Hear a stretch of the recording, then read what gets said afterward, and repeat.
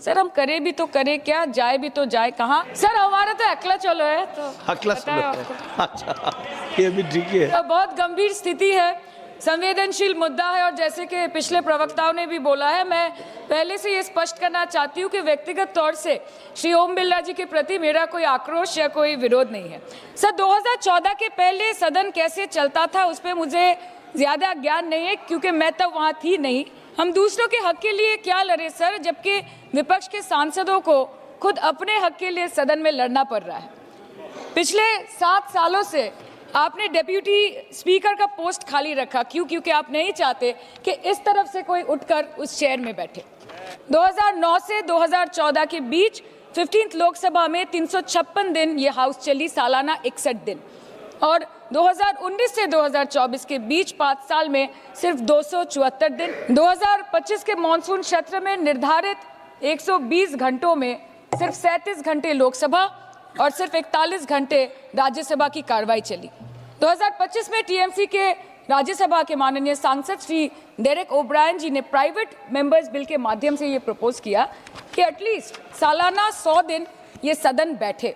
Sir ये सिर्फ विपक्ष का, हमारा प्रेरोगेटिव नहीं हो सकता, ये ट्रेजरी बेंच का भी प्रेरोगेटिव होना चाहिए और इस माननीय चेयर का भी प्रेरोगेटिव होना चाहिए।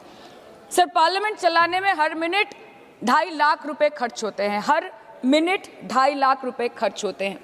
2014 से लेकर 2024 के शीतकालीन सत्र तक कुल मिला के 2200 मिनट, 92 दिन और 3,300 करोड़ रुपए का लॉस हुआ। क्यों?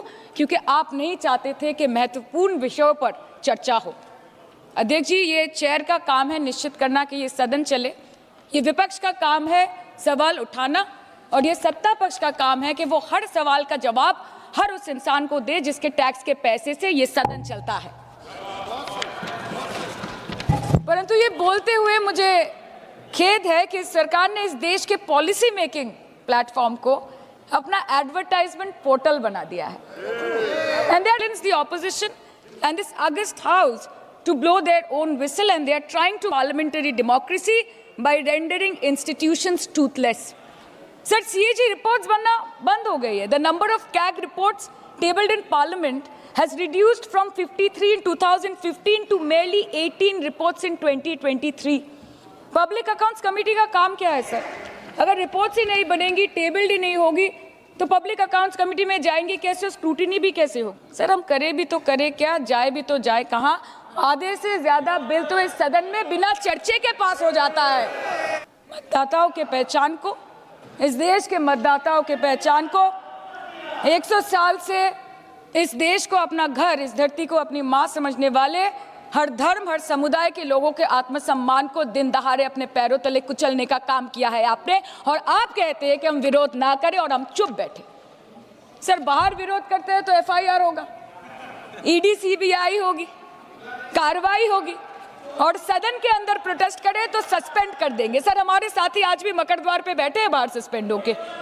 2023 के विंटर सेशन में 141 ऑपोजिशन MPs को एक साथ सस्पेंड कर दिया गया था, और करने के बाद भारतीय न्याय संहिता लेकर आए एक नया क्रिमिनल लॉ जो पूरे देश के क्रिमिनल कोड के प्रोसीजर को बदल देता है, जो स्टेट्स के लॉ एंड ऑर्डर को डायरेक्टली अफेक्ट करता है। सर बाहर भी बुलडोजर चलाएंगे और सदन के अंदर भी बुलडोजर चलाएंगे, सर ऐसा नहीं होता है। ये ताकत की बुलंदी भी पल भर का तमाशा है सर, कि ये ताकत की बुलंदी भी पल भर का तमाशा है। जिस डाल पे बैठे हैं वो टूट भी सकती है, जिस डाल पे बैठे हैं वो टूट भी सकती है, इसलिए ख्वाब जरूर देखिए, लेकिन ख्वाबों में घर बना के रहने की गलती मत कीजिएगा। सर आज 303 से ज्यादा MP आपके हैं, 2000 से ऊपर MLA आपके हैं, 21 राज्य आपका है। हर डिबेट, हर डिस्कशन, हर बिल पे बोलने के लिए 70% वक्त आपको मिलता है। मीडिया आपका, सब उनका है। हम अपने लीडर का नाम एक से ज्यादा 2 बार बोले तो हम पे रोक लगाई जाती है, और ट्रेजरी बेंच वाले वहां बैठ के पार्टी का नारा लगाते हैं और अपने नेता मंत्रियों का नाम जपते हैं, तो तब सब ठीक है सर, कोई प्रॉब्लम नहीं है। सर इस सदन का कैमरा, बहुत मेरे साथी बोल रहे थे कि कैमरा भी ये सब देख देख के कॉम्प्रोमाइज हो गया। बोलते हमें दिखाता आप लोगों को है। माइक जब हमारी बातें खलने लगे तो माइक ऑटोमेटिकली ऑफ हो जाती है सर, ये पता है सबको। मैगजीन दिखाना, किताबों से कोट करना राहुल जी, अखिलेश जी, अभिषेक जी को अलाउड नहीं है, पर ब्लू आइड बॉय को अलाउड है सर, अलाउड है सर। मैं नाम नहीं ले रही हूँ, अच्छी बात बोलिए।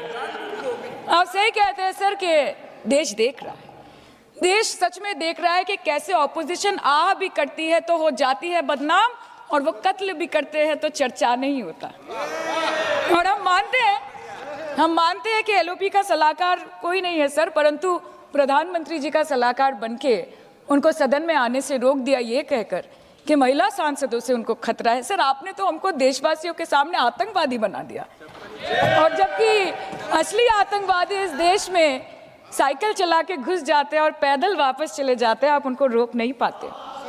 भारत पे चीन का आग्रासन आप रोक नहीं पाते। भारत किससे तेल खरीदेगा, कितने दिनों के अंदर खरीदेगा, किससे दोस्ती निभाएगा, किससे दुश्मनी बरकरार रखेगा, कोई और देश का राष्ट्रपति हमें ट्विटर पे आके लेक्चर देता है, इंस्ट्रक्शन देता है, आप उसको रोक नहीं सकते। और सदन में हम सांसदों को रोक के you feed on your ego. Sir, कृपया इतना भरोसा रखिए कि लड़ाई नीतियों की है, विचारों की है, आपके और हमारे परिवारों की नहीं, इस देश के लोगों के अधिकार की है। हाँ, लड़ते हैं हम आपसे, हम लड़ते हैं आपसे, संविधान हाथ में लेके लड़ते हैं, हाथ में हमारे तलवार नहीं है सर। और सर, ये देश के लोग समझ गए हैं कि आपको महत्वपूर्ण विषयों पर बात नहीं करनी है, महत्वपूर्ण विषयों पर बात नहीं करनी है सर, के ऊपर संसद चल रहा है, सर पार्लियामेंट्री प्रोसीजर ये विषय है सर, मुद्दे पर भी आना कीजिए, चर्चा नहीं करनी है सर, ठीक है, बेरोजगारी पे चर्चा नहीं करनी है, हाँ जी, शिक्षा पे नहीं करनी है, स्वास्थ्य पे नहीं करनी है, बजट पे नहीं करनी है, प्रदूषण, SIR, डिफेंस, विदेश नीति, नेशनल सिक्योरिटी पे नहीं करनी है, एप्स्टीन फाइल्स पे नहीं करनी है, मुद्दा है स्पीकर्स का रिमूवल, उसके ऊपर बैठ के सिर्फ वाह मोदी जी वाह करना है सर, कीजिए। पर आपसे विनती इतनी है कि डेमोक्रेसी को बचाइए और कृपया इस सदन को किसी पार्टी ऑफिस मत बनने दीजिए सर, यही दरख्वास्त है। क्योंकि ये सदन जैसे हमारे आदरणीय प्रधानमंत्री के लिए मंदिर है, वैसे हमारे लिए भी मंदिर है, और गणतंत्र हमारी पूजा है, संविधान हमारी गीता है।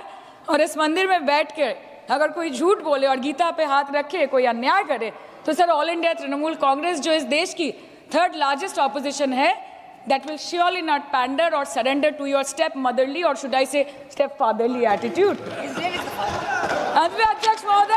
अंत में अध्यक्ष महोदय मैं पुनः ये कहना चाहती हूँ कि ओम बिरला सर से व्यक्तिगत रूप से मुझे कोई भी विरोध नहीं है, और मुझे ये बुरा लग रहा है कहते हुए कि मैं पहली बार की सांसद हूँ और मेरे पहले टर्म में उनके विरोध में मुझे ये अविश्वास और अनास्था प्रस्ताव लाना पड़ रहा है। मैं चाहती हूँ कि उनकी चेहरे की हंसी सदैव बरकरार रहे, और इसी संदर्भ में मैं एक शेर कह के अपनी बात खत्म करना चाहती हूँ कि तू लाख बेवफा है मगर सर उठा के चल, कि तू लाख बेवफा है मगर सर उठा के चल, दिल रो पड़ेगा तुझे पशेमान देखकर। Thank you so much. Thank you.